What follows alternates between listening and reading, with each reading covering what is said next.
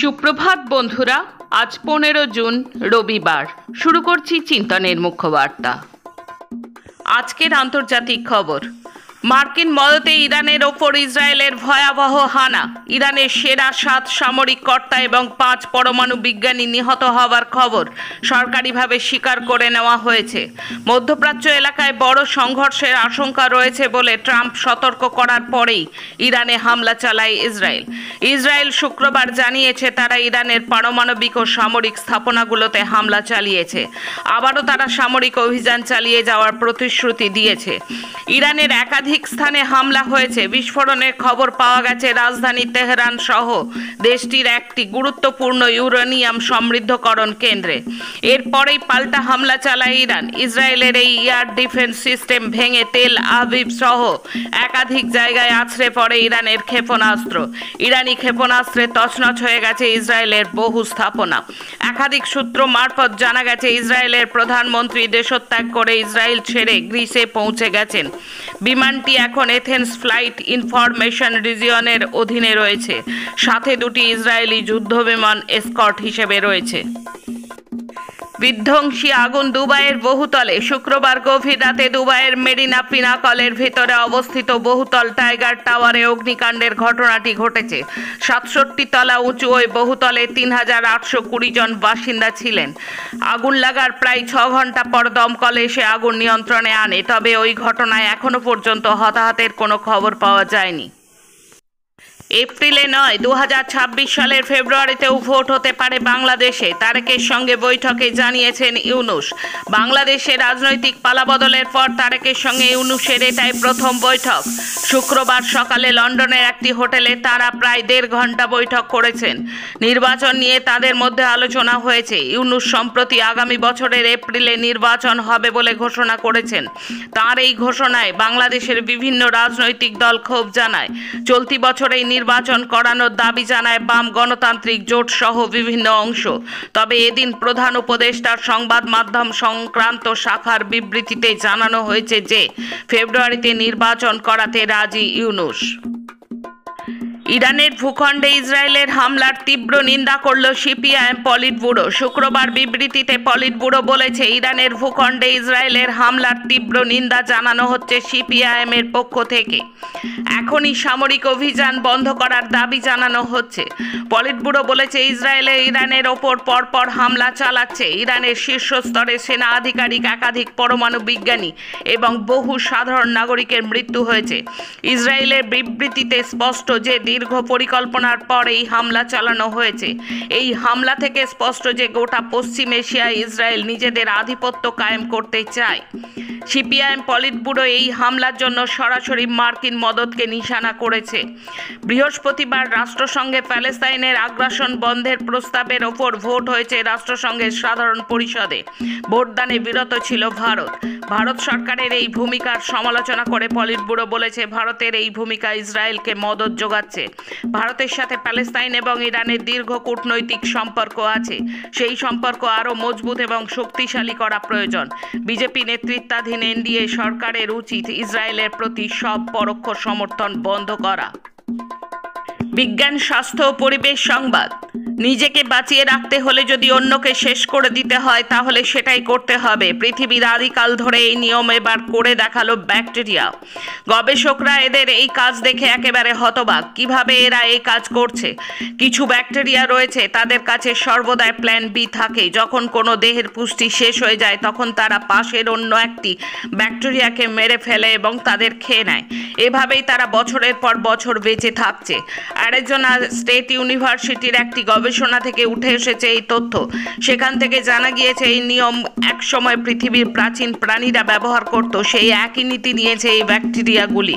গবেষণা থেকে উঠে এসেছে এই ধরনের ব্যাকটেরিয়ার কাছে অন্যদের হত্যা করার একটি অস্ত্র রয়েছে।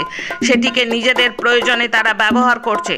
যখনই তাদের কোনো প্রয়োজন হয় তখনই তারা সামনের ব্যাকটেরিয়াকে নষ্ট করে দিয়ে তাকে খেয়ে ফেলে। ব্যাকটেরিয়ার এই অস্ত্রকে একটি হারপুনের সঙ্গে তুলনা করা হয়েছে। এটি কাছে গিয়ে সরাসরি এটা নিক্ষেপ করে, ফলে পাশের ব্যাকটেরিয়া অতি সহজেই মারা যায়। তবে এই কাজটি তারা ততক্ষণ পর্যন্ত করে না যতক্ষণ না তাদের দেহের খাবার শেষ হয়।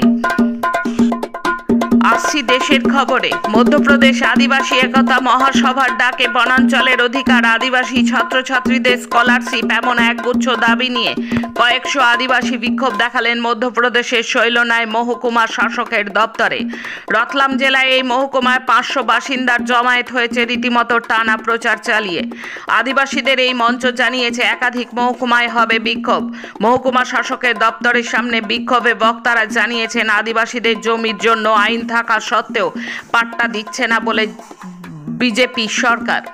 বড় সংকট কাজ না থাকার মহাত্মা গান্ধী জাতীয় গ্রামীণ কর্মনিশ্চয়তা প্রকল্পে মজুরি বাড়িয়ে 500 টাকা করার দাবি তুলেছে আদিবাসীদের মঞ্চ। বছরে 200 দিন কাজ দেওয়ার দাবিও জানানো হয়েছে। ছাত্রছাত্রীদের স্কলারশিপের পাশাপাশি শিক্ষা এবং স্বাস্থ্যের ন্যূনতম পরিকাঠামো নিশ্চিত করার দাবি তুলেছেন এনারা। স্মারকলিপি দেওয়া হয়েছে মহকুমা শাসককে। গাজায় বেসামরিক নাগরিকদের সুরক্ষার বিষয়ে রাষ্ট্রপুঞ্জের প্রস্তাবে ভারতের অনুপস্থিতি নিয়ে কংগ্রেস নেত্রী প্রিয়াঙ্কা গান্ধী শনিবার একে লজ্জাজনক ও হতাশাজনক বলে মন্তব্য করেন। তিনি বলেন, যেখানে 60,000 মানুষ নিহত হয়েছেন, যার বেশিরভাগই নারী ও শিশু, এবং গোটা গাজাবাসীকে না খাইয়ে মেরে ফেলা হচ্ছে, সেখানে ভারত কোনো অবস্থান না নিয়ে মৌন রয়েছে। তিনি আরও অভিযোগ করেন, ভারত শুধু নীরব নয়, বরং ইসরায়েলের ইরান আক্রমণ এবং সেখানকার নেতাদের হত্যাকাণ্ডকে কার্যত সমর্থন করছে। এটি আমাদের উপনিবেশ বিরোধী উত্তরাধিকারের এক করুণ পরিণতি। এটি দেশের সংবিধান এবং স্বাধীনতা সংগ্রামের আদর্শের পরিপন্থী। আহমেদাবাদের প্লেন দুর্ঘটনা গোটা দেশকে নাড়িয়ে দিয়েছে। শনিবার সাংবাদিকদের মুখোমুখি হয়ে বলেন অসামরিক বিমান পরিষেবা মন্ত্রী রামমোহন নাইডু, এই দুর্ঘটনায় যারা নিহত হয়েছেন তাদের প্রতি শ্রদ্ধা জানিয়ে এবং পরিবারের প্রতি সহানুভূতি জানিয়ে তিনি বলেন, গুজরাট সরকার দ্রুততার সাথে উদ্ধার কাজ শুরু করে। এদিন কেন্দ্রীয় মন্ত্রী জানিয়েছেন, তদন্তকারী দল ব্ল্যাক বক্স উদ্ধার করতে সক্ষম হয়েছে, তবে ব্ল্যাক বক্সে উদ্ধার হলেও সেখান থেকে এখনও কিছু পাওয়া যায়নি বলেই তিনি জানিয়েছেন। কেন্দ্রীয় মন্ত্রী কথায়, ব্ল্যাক বক্সের তথ্য পেলে বোঝা যাবে কিভাবে এই দুর্ঘটনা ঘটল। ওড়িশা ঝাড়খণ্ড সীমানায় মাওবাদী দমন অভিযান চলাকালীন বিস্ফোরণে নিহত হলেন এক আধা সেনা জওয়ান। শনিবার সকালে ওড়িশার সুন্দরগড় জেলায় ঘন জঙ্গলে তল্লাশি অভিযান চালাচ্ছিল আধা সেনা। মাওবাদীদের চুরি করা বিস্ফোরক খোঁজা হচ্ছিল সারন্ডার জঙ্গলে। ওই সময় শালবনের মধ্যে বিস্ফোরণে নিহত হন সিআরপিএফ জওয়ান সত্যবান কুমার সিং।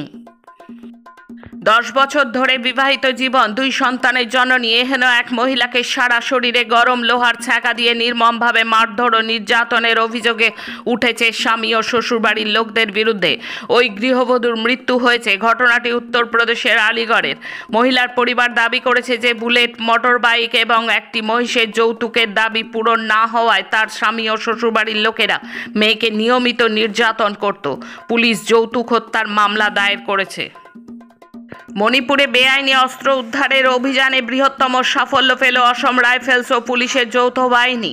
শুক্রবার রাত থেকে ইম্ফল উপত্যকার 5টি জেলায় জঙ্গি ডেরায় শুরু হওয়া অভিযানে বহু আগ্নেয়াস্ত্র ও গোলাবারুদ উদ্ধার হয়েছে। তার মধ্যে রয়েছে 300-র বেশি বিভিন্ন মডেলের রাইফেল, বিপুল পরিমাণে কার্তুজ এবং বিস্ফোরক, এমনকি গোলাসহ মর্টার। গত 6 মাস ধরে মণিপুরের বিভিন্ন জেলায় ধারাবাহিক তল্লাশি অভিযান চালাচ্ছে সেনা, অসম রাইফেলস এবং পুলিশের যৌথ বাহিনী। এই প্রথম এত অস্ত্র ও গোলাবারুদ উদ্ধার হলো। এখন রাজ্যের খবর। তৃণমূলের বহিরাগত দুষ্কৃতীদের গুন্ডামিতে বন্ধ হয়ে গেল জগদ্দলের অকল্যান্ড জুট মিল। তৃণমূলের বহিরাগত দুষ্কৃতীরা ভোরবেলা মিলের ভেতরে ঢুকে ফ্যাক্টরি ম্যানেজার শঙ্কর তপাদারকে বেপরোয়াভাবে মারধর করে। নিরাপত্তার অভাব দেখিয়ে মিল কর্তৃপক্ষ দুপুরে কাজ বন্ধের নোটিশ মিলে গেটে ঝুলিয়ে দেয়। এই ঘটনায় পুলিশ একজনকেও গ্রেপ্তার করেনি। এর ফলে 2500 শ্রমিক কর্মহীন হয়ে গেল। ভয়াবহ আর্থিক সংকটের সম্মুখীন মিল শ্রমিকরা। সাসপেনশন অফ ওয়ার্কের নোটিশ দিয়ে বন্ধ হয়ে গেল হাওড়া জুট মিল। রাতারাতি কাজ হারালেন প্রায় 1400 শ্রমিক। শনিবার সকালে কাজে যোগ দিতে এসে মিল বন্ধের নোটিশ দেখে চাঞ্চল্য ছড়িয়ে পড়ে মিলের গেটে। মিল বন্ধের খবর পেয়ে মিলের গেটে জড়ো হতে থাকেন শ্রমিকেরা। মিল বন্ধের প্রতিবাদে গেটে বিক্ষোভ দেখাতে থাকেন। প্রসঙ্গত 2022 সালে 11 মাস বন্ধ থাকার পর ডিএলসির মধ্যস্থতায় হাওড়া জুট মিল খোলে। মিল শ্রমিকদের সমস্ত বকেয়া মিটিয়ে দেওয়া হবে মিল কর্তৃপক্ষের এই আশ্বাসে শ্রমিকেরা কাজে যোগ দেন। দীর্ঘ 2 বছর কেটে গেলেও শ্রমিকেরা তাদের বকেয়া কোনো টাকা না পাওয়ায় গত বৃহস্পতিবার মিল কর্তৃপক্ষের সাথে দেখা করে ডেপুটেশন দেন হাওড়া জুট মিলে 6 ইউনিয়নের প্রতিনিধি দল। ডেপুটেশন চলাকালীন সময়ে একটি ইউনিয়নের একজন প্রতিনিধি মিল কর্তৃপক্ষকে হুমকি দিয়েছেন। এই অভিযোগে শনিবার সকাল থেকে অনির্দিষ্টকালের জন্য মিল বন্ধ করার নোটিশ দেন মিল কর্তৃপক্ষ। সিভিকের কোমরে দড়ি বেঁধে কান ধরে উঠবোস। আমতায় গ্রেপ্তার 2 তৃণমূল কর্মী, ওসি ক্লোজড। গত বুধবার আমতার পেরো থানার বসন্তপুর বাজার এলাকায় দুপুরবেলা এক সিভিক ভলান্টিয়ারকে মারধর করা হয়। তার কোমরে এবং পায়ে দড়ি বেঁধে কান ধরে উঠবোস করানো হয়। অ্যাকাউন্টে 3.5 কোটি। গ্রেপ্তার পঞ্চায়েত কর্মী। 3,500 টাকা মাসিক বেতনভোগী এক পঞ্চায়েত কর্মীর ব্যাংক অ্যাকাউন্টে 3.5 কোটি টাকা। সরকারি নথিপত্র জালিয়াতি ও অবৈধ অর্থ উপার্জনের অভিযোগে গ্রেপ্তার পঞ্চায়েত কর্মী গৌতম সর্দার। একটি ভুয়ো জন্ম শংসাপত্র তদন্ত করতে গিয়ে পুলিশের নজরে আসে গৌতমের নাম। তার ব্যক্তিগত সেভিংস অ্যাকাউন্টে অসঙ্গত লেনদেনের তথ্য পেয়ে তদন্ত জোরদার করে কলকাতা পুলিশ। বাসন্তীর একটি বেসরকারি ব্যাংকে থাকা গৌতমের অ্যাকাউন্টে বর্তমানে 3.5 কোটি গচ্ছিত রয়েছে। 2022 সাল থেকেই অর্থ প্রবাহ বেড়েছে, তবে 2024-25 সালে তা অস্বাভাবিক হারে বাড়তে থাকে। শেষে খেলার খবর। শনিবার লন্ডনে অনুষ্ঠিত FIDE world rapid team championship 2025-এ ভারতীয় গ্র্যান্ডমাস্টার অর্জুন এরিগাইসি এবং নন প্লেইং ক্যাপ্টেন এন শ্রীনাথের নেতৃত্বে টিম MGD1 জিতেছে। পুনে ভিত্তিক দাবা ব্যবস্থাপনা সংস্থা টিম MGD1 টুর্নামেন্টের 3 বছরের সংক্ষিপ্ত ইতিহাসে এই কৃতিত্ব অর্জনকারী প্রথম ভারতীয় দল হয়ে উঠেছে। দীর্ঘ বছর অপেক্ষার পর কোনো আইসিসি ট্রফি জিতল দক্ষিণ আফ্রিকা। বিশ্ব টেস্ট চ্যাম্পিয়নশিপের ফাইনালে দক্ষিণ আফ্রিকা হারালো অস্ট্রেলিয়াকে। আজকের মুখ্য বার্তা এই পর্যন্ত। নমস্কার।